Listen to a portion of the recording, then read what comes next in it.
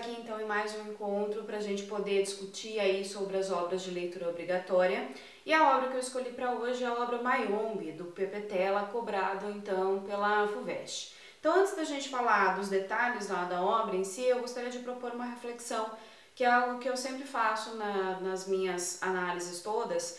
Então, se você já assistiu, né, alguma dessas análises, você está acostumado com essa sistemática, né, das minhas análises. Então, a primeira pergunta que vem à nossa cabeça é a de por que eu tenho que interagir então com essas literaturas africanas. É o caso então de Mia Couto com Terra Sonâmbula e agora com o Mayombe do Pepe Tela, né? Num primeiro momento isso pode causar estranhamento na gente e essa discussão de por que, né? Por que eu sou obrigado a fazer isso? Então, a partir do momento que a gente reconhece a nossa língua portuguesa como forma de manifestação, a gente tem essa abertura, então, para essa literatura que não é somente a brasileira, não é somente a portuguesa, mas também a africana, justamente porque a gente já discutiu aqui antes que a literatura ela serve também como objeto de análise, ferramenta, né, de análise, de compreensão da realidade que a gente vive. Então, no caso dessas duas obras, é exatamente isso que a gente vai encontrar, né, a possibilidade da gente compreender a realidade de Moçambique, lá com Terra Sonâmbula, e a realidade de Angola, agora com Mayombe. Então, a ideia é que a gente consiga, então, mergulhar a partir da língua portuguesa, né? E claro que existem os aspectos literários também, que a gente vai analisar. A gente já fez isso com Mia Couto, agora a gente vai fazer com o Pepe Tela, porque as duas coisas são importantes, né? Os aspectos literários das obras e o aspecto social envolvido ali por todas as obras, não só por essas duas, mas por todas as outras que a gente já discutiu e as próximas que a gente vai discutir aqui também, porque faltam algumas análises aí, né, de Unicamp e de FUVEST. Então é isso que a gente vai fazer agora, a partir desse momento aqui de discussão aberto por Mayombe. Então, a primeira coisa que a gente tem que pensar, eu costumo dizer sempre, né, que os dados biográficos dos autores importam até um certo limite, né, dentro das obras que eles produziram, e dependendo da obra e dependendo do autor, esses detalhes são muito importantes. É o que aconteceu no caso do Mia Couto e é o que acontece agora no caso do Pepe Tela também. Essa obra foi escrita no ano de 972 e ela é publicada somente em 1980, né? E este período aí de escrita, então, da obra é o mesmo período em que o Pepe Tela está envolvido nesse movimento aí de libertação da Angola, pela libertação de Angola, né? Então é um movimento de guerrilha, é um movimento em que os civis se mobilizaram, né, justamente para que o país deles fosse liberto da colonização portuguesa. Pra gente, inclusive, isso soa até uma coisa meio esquisita, né, porque nós estamos livres desse processo de colônia em relação a Portugal há muito mais tempo, né, também sofremos, também tivemos problemas a respeito disso, e só que esse sofrimento, esses problemas, eles não são numa proporção tão dramática quanto aquilo que a gente vai encontrar na África, né, de uma forma geral, e agora o nosso objeto de análise é Angola mais especificamente, né. Então é o período em que o Pepe Tela esteve envolvido nesse movimento para a libertação, né, de Angola, e ele inicialmente tem uma ideia de escrever exatamente sobre isso, né, sobre esse período de guerrilha, e é exatamente o que ele faz. Só que, segundo palavras dele próprio, este não é um livro de guerra, né, este é um livro que vai falar sobre pessoas. Então é bem interessante porque é algo que a gente pode se aproximar e pode aproximar a obra do Mia Couto também, né, do Terra Sonâmbula, só que de uma maneira diferente, porque lá no Terra Sonâmbula nós temos as pessoas que sofreram diretamente com aquilo, mas que não estiveram envolvidas nos movimentos de guerrilha. Diferente agora, então, do Mayombe, em que a gente vai encontrar as pessoas que estão diretamente envolvidas, porque são os próprios guerrilheiros, né? Então é a situação deles, mas nós não teremos cenas, assim, de combate propriamente dito, né? Nós não teremos, aliás, temos somente uma cena que a gente tem essa discussão, né? Uma cena muito emblemática, inclusive, mas o contexto geral da obra não é esse, né? Como o movimento foi formado por pessoas mesmo e que tem aflições, tem medos, né? Tem sonhos, tem sentimentos, isso é o que é mais importante, assim como qualquer outra pessoa. Então, mesmo que eles estejam envolvidos numa situação extremamente séria, né, e dramática, eles continuam sendo pessoas, de qualquer forma, né, e no sentido mais completo da palavra. A história em si, né, vem muito para comprovar algo que eu sempre digo, que eu repito com muita frequência, que é o fato de que ser humano é ser humano em qualquer época, né? Então, as mesmas necessidades que nós temos hoje são as necessidades que outros grupos já tiveram em qualquer outro momento da história da humanidade e em qualquer outro contexto, mesmo que seja um contexto de guerra, mesmo que seja um contexto de conflito, mesmo que seja um contexto, sei lá, de paz, né, de qualquer situação, a gente vai ter o comportamento humano aí se desenhando à nossa frente da mesma maneira.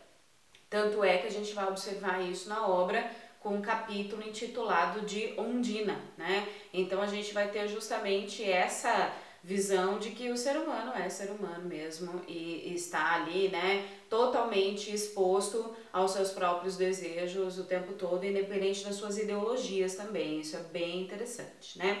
Então, em linhas gerais, o que a gente pode observar aí da obra? É uma obra em termos literários, extremamente interessante, porque vai trazer pra gente algo novo, com o qual a gente não está acostumado. A gente já falou aqui em outros vídeos, inclusive, que esses grandes autores que são referenciados, né, como grandes autores até hoje, só o são justamente porque eles promoveram algum diferencial em termos literários e em termos também de discussão social. Então, por exemplo, se a gente pensar lá no Jorge Amado, com o Capitães da Areia, a grande diferença proposta por ele é a da gente olhar para o marginalizado de uma forma especial, né?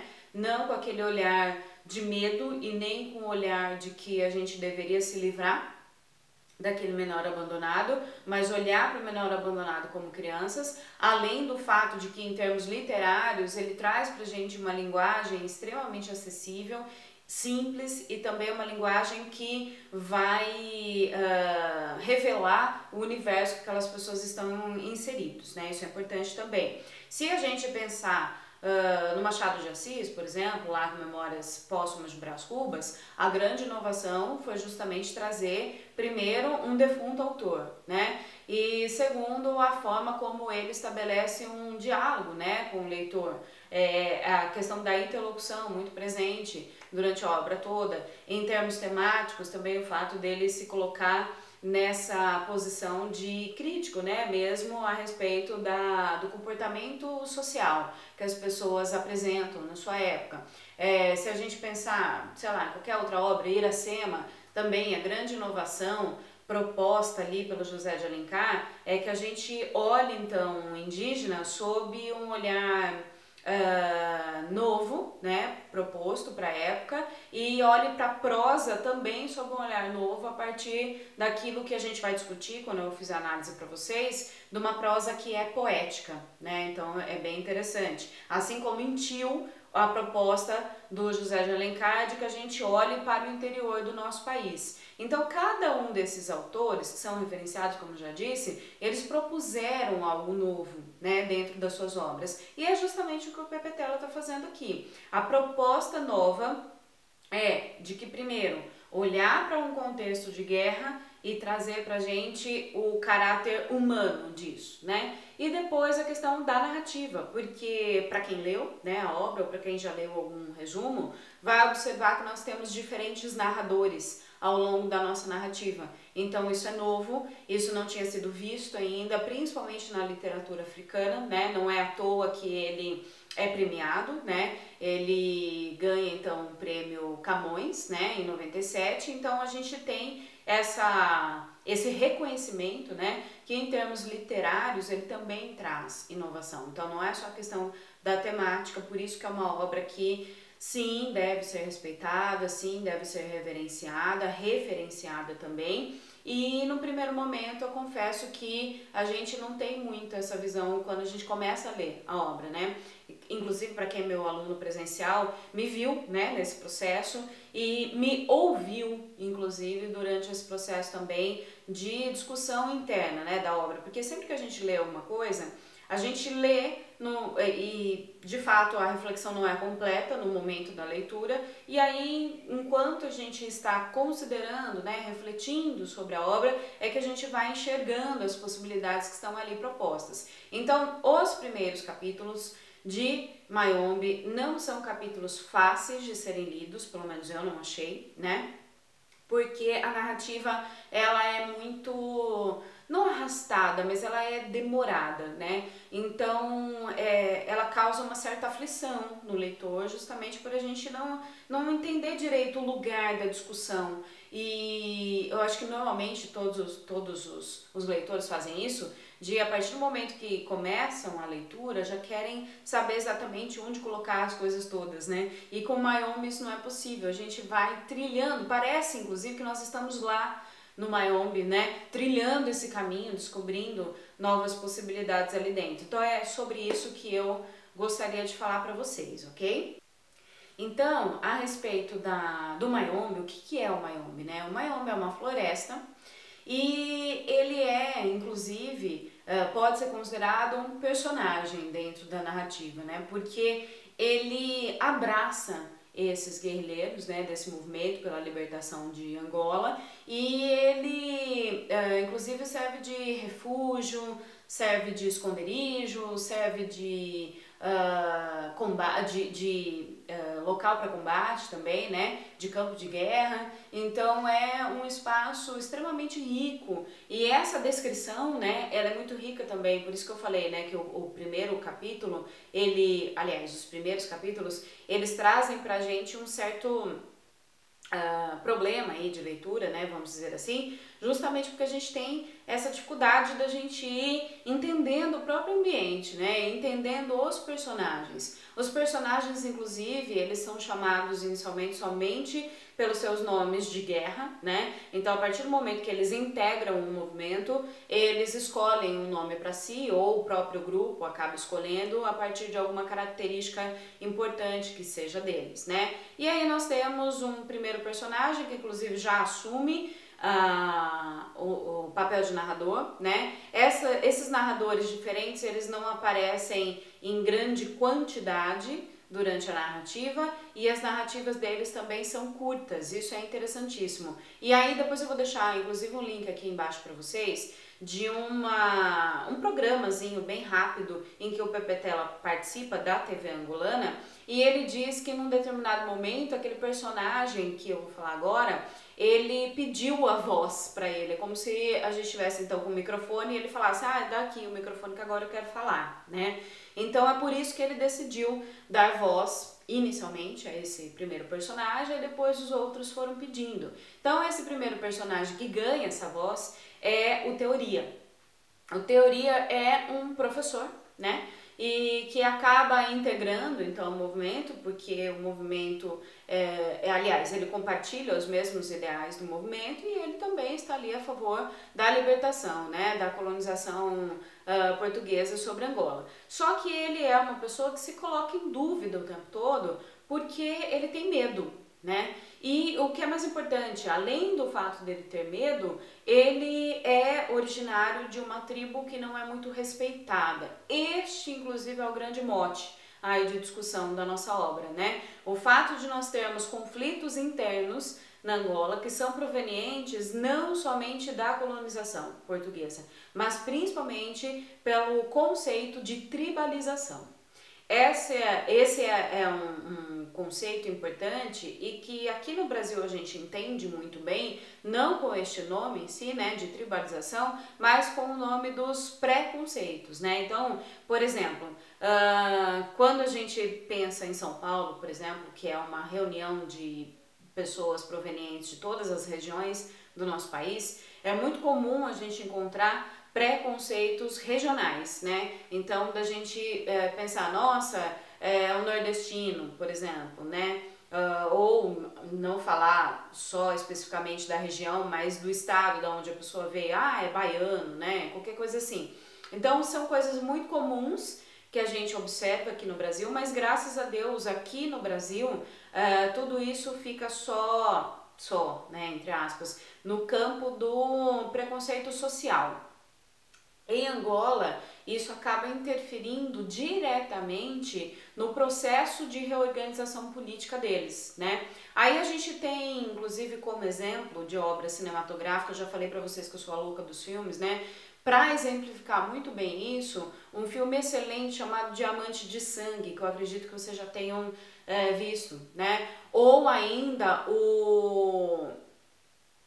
Não, ia falar besteira, é só o Diamante de Sangue mesmo que eu queria dar como referência para vocês, de justamente o fato de que os problemas na África são muito grandes porque os conflitos internos são muito grandes também. Eles próprios não se entendem, de maneira que eles não conseguem se unificar para que eles possam, então, cobrar, né, os seus direitos, cobrar interesse na representatividade política, ou ainda, como no caso, aí no contexto de Mayombe, cobrar essa organização política, né, porque todos eles estavam lutando contra o domínio português, porém não sabendo exatamente contra quem lutar. Se eles lutam uns contra os outros ou se eles lutam somente contra o estrangeiro, contra a influência estrangeira. Porque, inclusive, depois desse processo de libertação da Angola em relação a Portugal, Angola sofreu um novo período de guerra civil entre os movimentos de guerrilha internos em busca pelo poder, né, para ver exatamente quem iria dominar, né? Quem iria chegar ao poder de fato. Então, de novo, a gente tem esse movimento aí pela libertação de Angola como vencedor, mas são muitos anos de guerra civil, primeiro para conseguir a libertação e depois desse período de libertação. Então, da libertação, a gente está falando de 1961 até 1974, e depois esses outros movimentos de guerrilha internas são de 1975 até 2002, quer dizer, é um período muito longo de guerra, e a gente sabe que esses períodos eles trazem sérios prejuízos, inclusive no que diz respeito a contingente mesmo, pessoas que são mortas, né? E além de pessoas morrendo, a própria estrutura física do país, a própria estrutura social, política, econômica, tudo isso não tem espaço para acontecer, né? Não tem sentido para acontecer, inclusive. É exatamente o que a gente viu lá em Terra Sonâmbula também. É o mesmo contexto de conflitos internos, de busca pelo poder, de corrupção, é a mesma questão que está sendo discutida aqui, só que, como eu disse, com um olhar um pouquinho diferente. Primeiro, porque a gente está em outro país, e segundo, porque a gente está falando dos envolvidos, né, das pessoas que estão fazendo a guerra acontecer. E aí, então, teoria tem esses problemas, né, internos, principalmente pelo fato dele ter medo e pelo fato dele não poder expressar esse medo, viver esse medo. Por quê? Ele já é proveniente de uma tribo que não é muito bem aceita no grupo, não é muito bem respeitada. E se ele se demonstrar fraco, aí sim que ele vai ter um lugar muito menor dentro do grupo. Então ele se veste com uma roupa de coragem, que na verdade não existe, somente para que os outros não tenham mais motivo para não gostarem dele. E aí ele toma a voz, então, e ele fala: eu, o narrador, sou o Teoria. Aí a gente tem uma narrativa curtinha ali dele, explicando quem é ele, a sua origem e o porquê dessas questões do medo, mas é um personagem que vai revelar a essência ali, né, dos conflitos internos dentro de Angola e dentro do próprio movimento de guerrilha ali pela libertação, então, de Angola, o MPLA, né? Outra questão importante, o fato da gente ter duas figuras, né, que vão acabar tomando bastante o tempo aí da narrativa, que são o comissário e o comandante. E o comandante, o nome dele de guerra é Sem Medo. É como se ele fosse um herói, né? Então, porque ele reúne em si todos os melhores atributos. Ele é corajoso, ele é destemido, ele é inteligente, ele é filósofo, ele é esclarecido socialmente falando, politicamente falando. Então ele traz uma segurança para o grupo, não é à toa que ele é o comandante, né? Ele traz uma segurança para o grupo muito grande, né? Só que ele vai ser revelado pra gente como um ser humano. São palavras do Pepe Tela também, não são minhas, essas palavras, de que a ideia dele era justamente mostrar que os grandes heróis desses grandes movimentos, dessas grandes revoluções, são pessoas, são seres humanos e são frágeis, portanto, ao mesmo tempo que eles são muito fortes ou que podem ser muito fortes, também são frágeis, né? E isso é uma visão interessantíssima que a gente vai encontrar na obra, que por si só faz com que a obra seja rica. Como eu falei, não vou bancar a falsa aqui, vou falar, nossa, amei a obra desde o primeiro momento. Não, não foi assim. Mas ao passo, né, que eu fui entendendo, a partir do momento que eu fui colocando as coisas, cada uma no seu lugar, eu consegui entender de fato a beleza, né, a amplitude da obra e o quanto ela pode trazer pra gente como discussão. Porque não é só a discussão social do que eu falei, da gente ter aqueles conflitos internos, mas principalmente da questão individual, né? Do fato de que muitas das vezes a gente se coloca nessa condição de que eu não posso expressar aquilo que eu tô sentindo, porque eu sou tal figura dentro da sociedade, que a gente acaba deixando as coisas escaparem, né, do nosso controle. É exatamente o que vai acontecer lá com o nosso personagem, o Sem Medo, porque ele tem essa visão inicialmente, né, de que ele não pode expressar tudo que ele vive, mas ao mesmo tempo ele acha que sim, que ele pode, e aí automaticamente as coisas fogem ao seu controle, inclusive no momento em que ele acaba tendo que entrar em combate por conta de uma má decisão lá do João, que é o comissário, e ele acaba morrendo, né? Então a gente tem essa visão de que em qualquer momento, né, nós devemos nos colocar nas situações todas, né? Então é isso que a gente vai discutir também aí na obra, tá? Então, pessoal, em relação ao enredo, o que a gente vai encontrar? Inicialmente, então, a apresentação, né, do próprio movimento, do Mayombe, da ambientação, o que eles estão fazendo ali, qual é a situação, né, presente. Depois, a apresentação desses dois personagens, principalmente da relação de respeito e de amizade que existe entre eles, o comissário e o comandante. E na sequência disso, a gente tem a apresentação da base deles. A base, então, fica no Mayombe, né? É uma organização muito interessante que eles apresentam, de hierarquia, inclusive, né? Essa hierarquia, em alguns momentos, ela é discutida, não contestada, mas discutida por conta justamente daquela questão da tribalização que eles vivem. Então, algumas tribos que não são muito bem vistas, não são muito bem respeitadas, elas se sentem menores dentro do movimento, elas são de fato inferiorizadas. O Sem Medo, a partir ali da sua filosofia de vida e da sua ideologia, ele tenta minimizar isso, mas ele não consegue, porque outros integrantes ali do alto comando possuem essa visão, né, da tribalização e fomentam isso. Então existem alguns episódios em que integrantes de algumas tribos, então, que não são respeitadas, são alvos de desconfiança do grupo, inclusive porque há roubo entre eles, então há uma discussão, há prisões entre eles.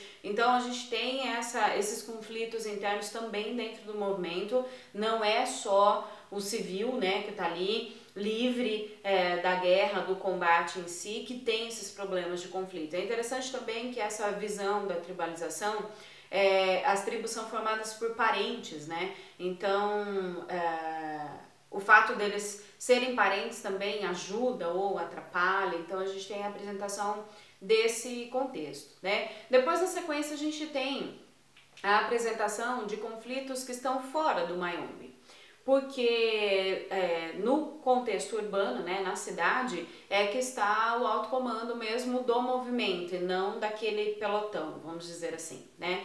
E esse alto comando também é um alto comando que se mostra ineficiente, se mostra corrupto, porque a gente tem problemas internos, conflitos internos, de que nem o próprio movimento acredita naquilo que eles estão fazendo. E há uma discussão constante, inclusive, de fazer com que a população abrace, né, a causa do MPLA, para que eles tenham um apoio e um contingente cada vez maior, porque eles sofrem de fato com isso, inclusive porque podem existir perdas, né, nos conflitos, nos combates. Então isso é interessante porque a gente tem essa discussão também.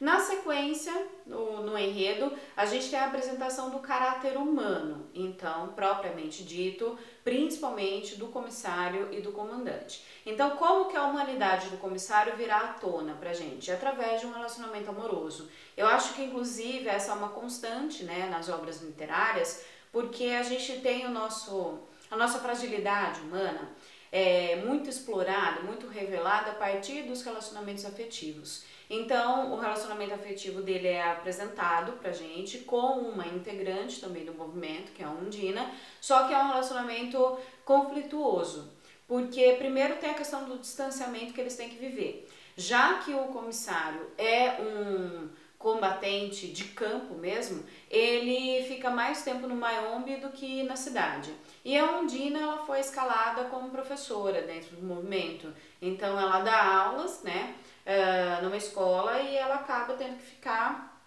na cidade. Eles passam muito tempo separados. Eles são noivos, só que eles se encontram raríssimas vezes, e esses encontros são sempre muito tensos, sempre permeados pela motivação do combate em si, da guerra, né? E também pelo fato de que eles não se dão bem de fato. Por que que eles não se dão bem de fato?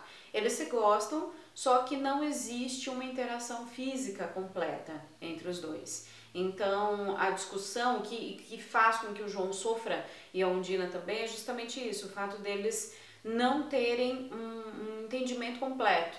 Há muito carinho, há muito respeito entre os dois, mas aquela paixão avassaladora não acontece. De maneira, então, que esses encontros são sempre muito tensos, como eu disse, e não são completos. E isso faz com que a Undina fique sempre à espera de alguma coisa, fique sempre com a sensação de que falta alguma coisa. E de fato para ela falta, né? Então o que vai acontecer é da Undina se envolver com um dos integrantes do alto comando da cidade, do meio urbano, com o André, e outros integrantes do movimento ficam sabendo.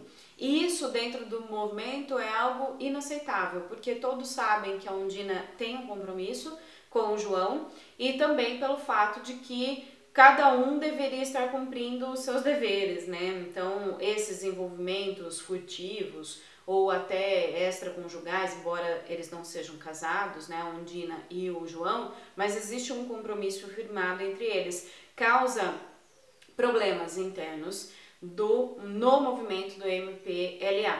E claro que a notícia chega até o João pela própria Undina, ela envia uma carta, porque a partir do momento que ela sabe que os outros integrantes do movimento já sabem do que ocorreu, dela ter ficado então com o André, ela desconfia que a notícia vai chegar para ele, então mesmo ele estando lá no Mayombe, ela envia uma correspondência para ele fica chocadíssimo com aquilo, e era algo de discussão já, esse distanciamento físico entre ele e a Undina, e ele discutia muito esse assunto justamente com com o comandante, né, que é o Sem Medo.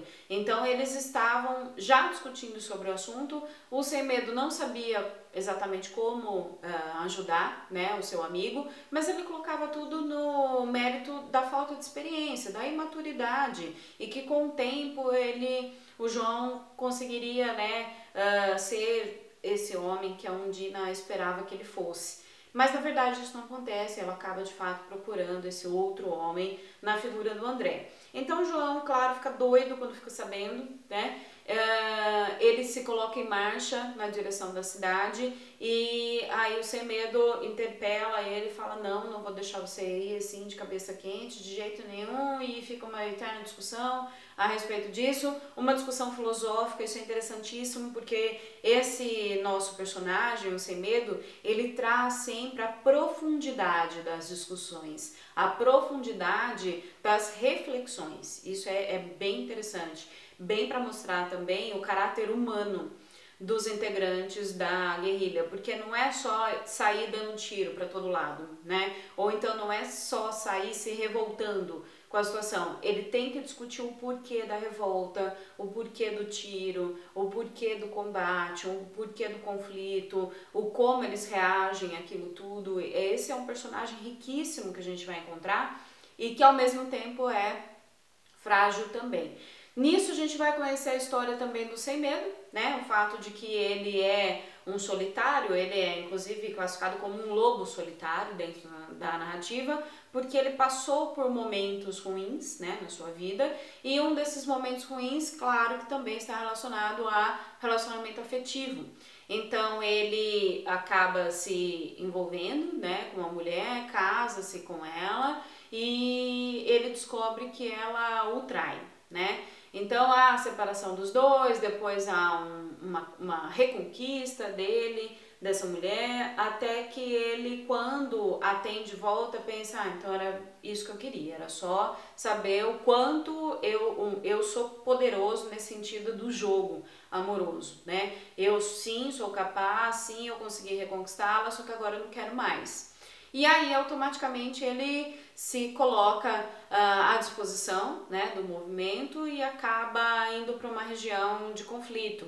E ela vai atrás dele e acaba sendo morta. Então ele carrega essa culpa de que ela só morreu por causa dele. Se ele não tivesse reconquistado ela jamais teria ido atrás dele e ela estaria viva. Então ele carrega isso com ele. Este é o calcanhar de Aquiles do Sem Medo, né? E é isso que faz com que ele sofra e mantenha relacionamentos extremamente superficiais com as mulheres. Ele mesmo diz, né, que em outros momentos aí, envolvido com o movimento, ele esteve na Europa, ele viajou muito, ele se envolveu com uma quantidade muito grande de mulheres. Mas tudo isso só fez com que ele se aperfeiçoasse nessa técnica do jogo, da sedução, da conquista. Mas ele não conheceu o amor propriamente dito, né? Ele não se permite a esse tipo de coisa, justamente para que ele não cause mais sofrimento, né? A ideia é justamente essa. Então o que a gente vai ter é, neste momento da narrativa, a revelação do caráter humano, tanto de João quanto de Sem Medo. E aí João, claro, vai embora mesmo lá para a cidade, encontram Dina, pede para ela para que eles fiquem juntos de qualquer maneira, que ele vai relevar a traição, que não tem problema algum, que eles podem ficar juntos. E ela fala: não, porque você vai, sempre que possível, jogar isso na minha cara ou vai ficar desconfiando de mim, né? Porque você nunca está comigo durante um grande período e nos momentos em que você tiver que se afastar, automaticamente você vai ficar desconfiado. Então não, nosso noivado está rompido, já pedi inclusive remoção daqui para o alto comando do nosso movimento e eu quero ser mandado embora para outra região. Eu continuo no movimento, mas eu não quero mais me encontrar com você. E ele fica inconformado com isso. Este é um momento importante também da narrativa. Bem interessante a gente pensar, porque todas as questões do conflito ficaram de lado, foram postas de lado, porque as questões pessoais se tornaram mais importantes nesse momento da narrativa. E isso é interessante justamente para a gente poder observar esse caráter humano mesmo, né, que está presente em todos nós. Justamente pelo fato de que, por mais importante que alguma coisa seja, se nós tivermos alguma das nossas necessidades sendo colocadas à prova aí, né, ou em risco, a gente vai recuar da nossa posição. Então, muitas das vezes, a gente pode imaginar, inclusive, que grandes movimentos, grandes revoluções não deem tão certo assim, justamente por esse caráter humano, porque não são robôs, né, que foram programados para aquela atividade e finalizaram a atividade. né, na sua essência, sem se desviarem do caminho. Nós acabamos nos desviando, sim, nós acabamos perdendo foco, sim, tanto é que o André é afastado também do comando, ele acaba sendo enviado para julgamento, né, por conta desse envolvimento com a Undina, e também por conta de outras ocorrências dele ali relacionado ao movimento. A gente tem um certo atraso no combate, nos conflitos, porque o Sem Medo, que é o comandante lá do pelotão, está na cidade, deixou o pelotão sozinho. Aí o João, então, quando é completamente rechaçado pela Undina e aconselhado pelo Sem Medo a realmente desmanchar mesmo esse noivado, porque não daria certo nada neste momento entre os dois, né? Ele acaba voltando revoltado para o Mayombe, bravo, inclusive com a amizade estremecida, né, com o Sem Medo, porque ele não entende por que o Sem Medo não pode ajudá-lo, porque ele acha que se o Sem Medo conversar com a Undina, ele poderia convencê-la a continuar noiva e a continuar ali, então, naquela mesma região em que eles estão, né, alocados. Então, ele não se conforma com o momento de que o Sem Medo fala assim, não, eu acho mesmo que seja melhor para vocês dois, vocês se distanciarem, porque você não está pronto para isso e a Undina também não. A Undina não está pronta para ser de um homem só, ou melhor ainda dizendo, a Undina não está pronta para abandonar a questão do jogo amoroso, né, que o Sem Medo domina, ele acha pelo menos que ele domina muito bem. Então há um estremecimento nessa amizade e por conta do André ter sido levado a julgamento, fora dali então, o Sem Medo acaba ficando responsável pelo comando então da cidade, né? Então ele fica ali longe, portanto, do Mayombe, distante das questões do conflito propriamente ditos, né? Do combate direto de armas e guerra, mas ele começa a enxergar os problemas mesmo que existem que sejam administrativos, né, do movimento. E enquanto isso ele convive com a Undina. E entre os dois já tinha acontecido uma certa atração antes do João entrar para o movimento, só que tinha ficado só na questão da atração, né? O Sem Medo não quis levar isso adiante. Só que nesse momento, muito provavelmente por conta das discussões lá com o João, ele tem a sua curiosidade aguçada em relação à Undina e eles acabam se envolvendo, né? Então, também algo que faz com que a gente pense, né? Nossa, como que ele pode fazer isso, né? Com o próprio amigo, mas que também faz com que a gente enxergue o quanto humano o Sem Medo é, porque até então, até esse momento da narrativa, a gente está enxergando o Sem Medo como um Messias mesmo, como aquele cara que é o salvador da pátria, incorruptível, sábio, experiente, que viveu muita coisa, que por isso tem uma maturidade acima da média, extremamente justo, e aí nesse momento a gente descobre que tudo isso pode se revelar como faces de uma mesma pessoa, mas ao mesmo tempo que ele é tudo isso, ele continua sendo ser humano, ele acaba se deixando levar mesmo por essa atração física, né, pela Undina, isso é importante dizer, em que ele próprio reconhece que entre os dois só existe atração física, não existe amor envolvido. Ela não, ela acha que ela tá amando ele e ele fala o tempo todo, não, você e o João vão se reencontrar e aí vocês estarão prontos porque você ama o João, você não me ama, você tem atração por mim, é diferente. Então eles ficam juntos, né, 2 vezes só, mas inclusive da última vez que eles ficam juntos, o Sem Medo se estremece, né, por dentro, porque ele descobre que ele perdeu o jogo ali da sedução, ele está completamente rendido pela Undina, e para ele isso é uma surpresa, pra gente também é uma surpresa, porque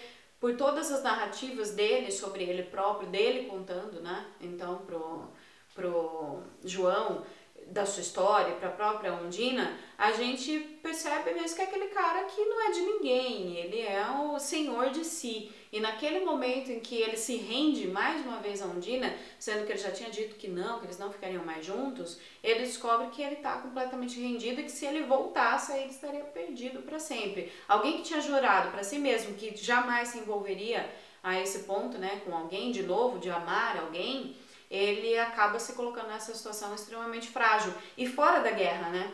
Isso é interessantíssimo também. Eu sei que já repeti isso várias vezes, mas é bem para enfatizar a ideia de que não é um livro de guerra, é um livro sobre quem faz a guerra.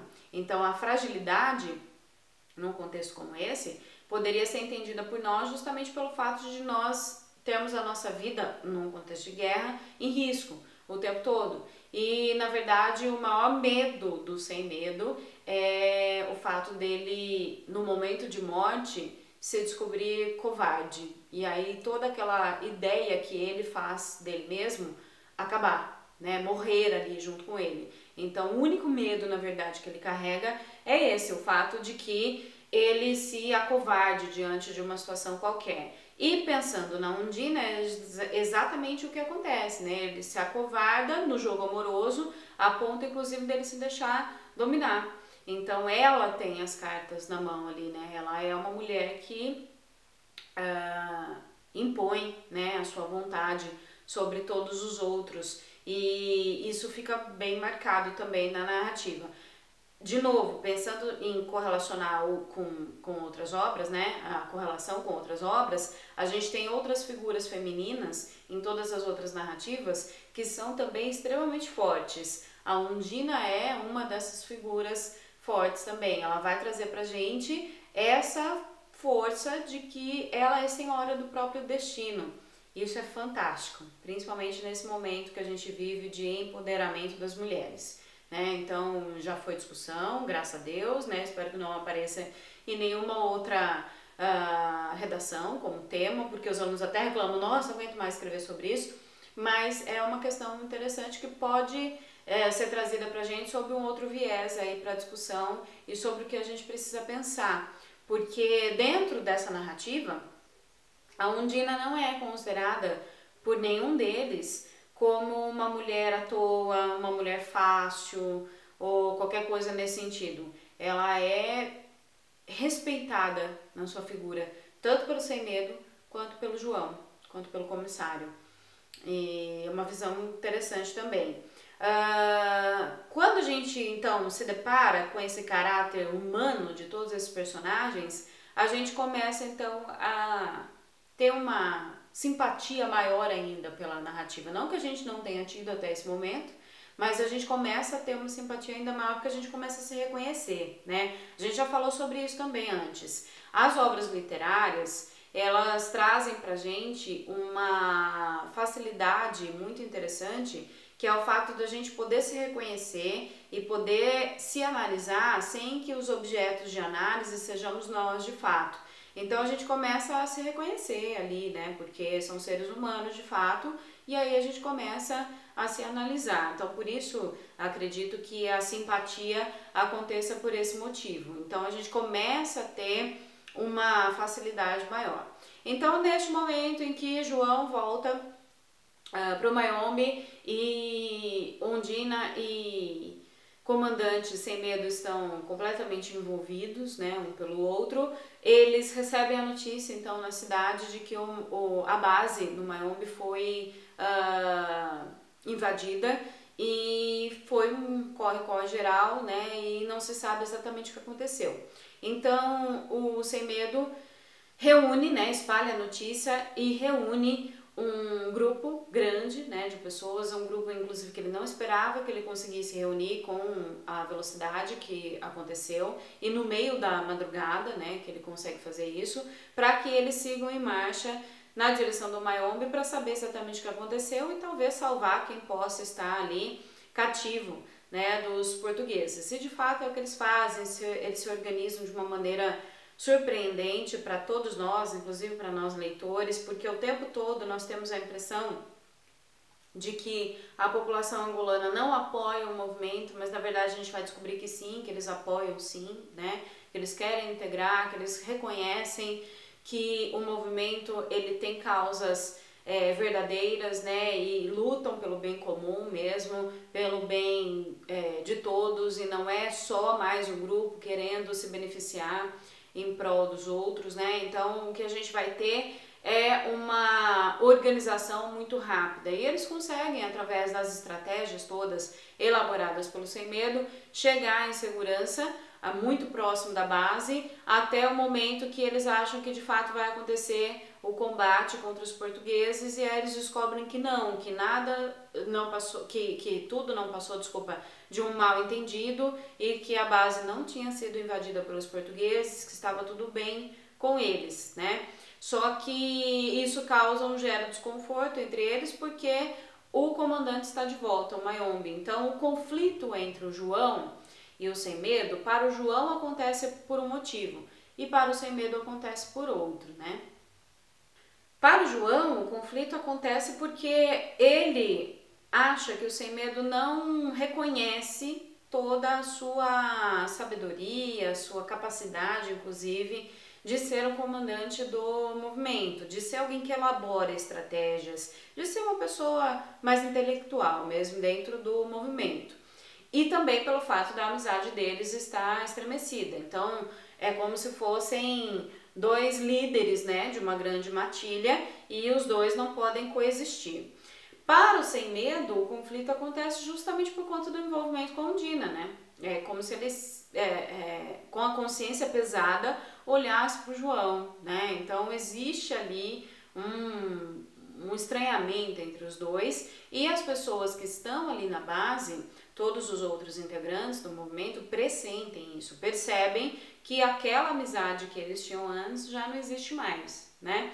E aí eles elaboram então um plano para que eles possam pegar de surpresa os Tugas, né, que eles chamam, que são os integrantes lá do exército português. Então, pessoal, essa questão, né, esse embate entre os dois acaba fazendo com que todos à sua volta percebam. Eles acabam tendo que planejar uma emboscada contra os soldados portugueses, e é justamente nessa emboscada que nós temos um momento apoteótico da nossa narrativa, né? Porque o que acontece? A partir dessa necessidade do que o João tem, o comissário, de se mostrar para o restante dos integrantes do grupo como alguém tão superior quanto o Sem Medo e tão impetuoso quanto o Sem Medo, ele acaba fugindo da estratégia que eles tinham elaborado e acaba virando alvo fácil, né, das metralhadoras lá dos portugueses. E para salvar o João, o comissário, o Sem Medo também acaba indo contra aquilo que eles tinham planejado, e por fim quem acaba sendo atingido é ele, né? Então nesse momento nós temos um momento de comoção bastante grande e um momento de epifania do nosso comissário.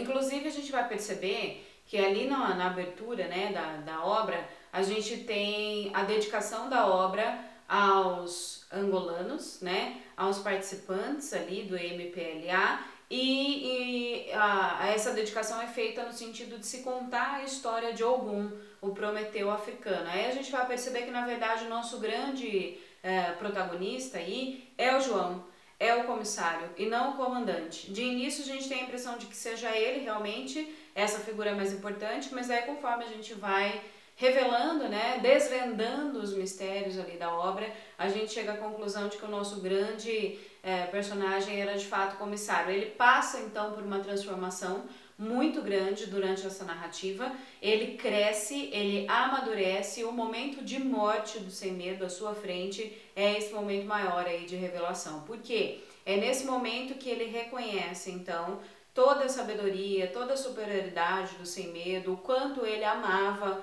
o Sem Medo como amigo, e que ele tinha colocado tudo a perder por uma questão somente de hierarquia, né, e de reconhecimento social. Ele também chegaria lá, como de fato ele chega, mas isso aconteceria com o tempo, porque ele é mais novo do que o Sem Medo, ele não tinha passado por todas as experiências pelas quais ele tinha passado já, então ele fica muito aflito com isso e acaba metendo os pés pelas mãos, né? Só que é ele de fato quem vai se revelar aí como o grande personagem da obra e a fragilidade dele humana que foi tão trabalhada ali pelo Pepetela, né? Então a obra ela é muito significativa por conta destes aspectos que eu já mencionei. E aí depois da morte então do Sem Medo, eles decidem por enterrá-lo ali mesmo, né, no Mayombe, porque ali era o lugar em que ele se sentia mais à vontade, foi o cenário dele de vitórias e também da morte. Então eles acabam decidindo por deixá-lo enterrado ali mesmo. E durante esses 5 capítulos, então, né, a gente tem justamente a apresentação desse processo pelo qual o João passa e tudo aquilo que está à sua volta, que contribuiu muito para que esse processo acontecesse. E uma dessas questões fundamentais é a presença do Sem Medo, que acaba virando um espelho para ele, a grande fonte de inspiração, só que ao mesmo tempo tudo isso fazendo parte aí desse conflito interno de Angola, dessa luta pela libertação de Angola.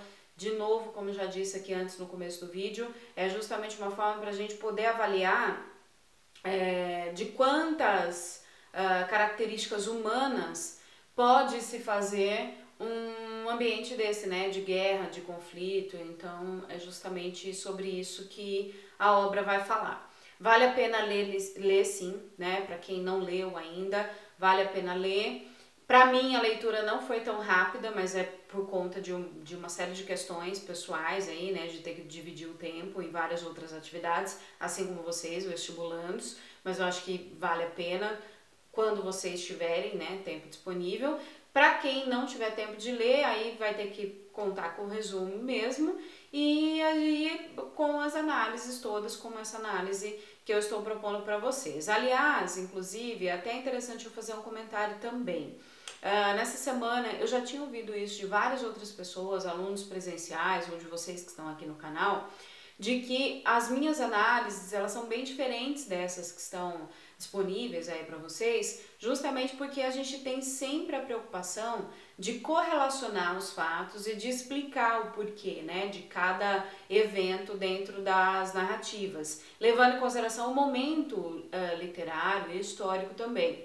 E isso é de fato o que as provas estão cobrando. Então a gente não pode ficar preso só ao enredo, mas principalmente, como eu já disse em vários outros vídeos, o lugar de cada evento dentro do enredo. E o lugar que eu digo não é só a posição dos eventos dentro da cronologia da obra, mas principalmente o porquê daquilo, né? Qual é a necessidade, qual é a causa e a consequência daquilo. Como causa e consequência desses caracteres humanos que são muito explorados pela obra do Pepetela, a gente pode entender então que é justamente o fato de que qualquer grande nação, ou qualquer grande movimento, ou qualquer grande revolução acontece pelas pessoas e para as pessoas, né? E é isso que normalmente a gente acaba distanciando ali no calor das emoções, porque há tanta busca pelo poder, né? Esses conflitos internos mostram isso muito pra gente, que o foco principal, a motivação principal acaba sendo esquecida, que é o próprio ser humano. Então, por mais que a revolução precise acontecer, que é o que eu falei no início do vídeo também, da gente não ser robotizado a ponto de cumprir qualquer tarefa, independente do contexto, né, que se revele pra gente, mas independente de precisarmos fazer a revolução, essa revolução está sendo feita para pessoas e por pessoas. Então é natural que coisas aconteçam enquanto a revolução está acontecendo, e essas coisas de cunho pessoal.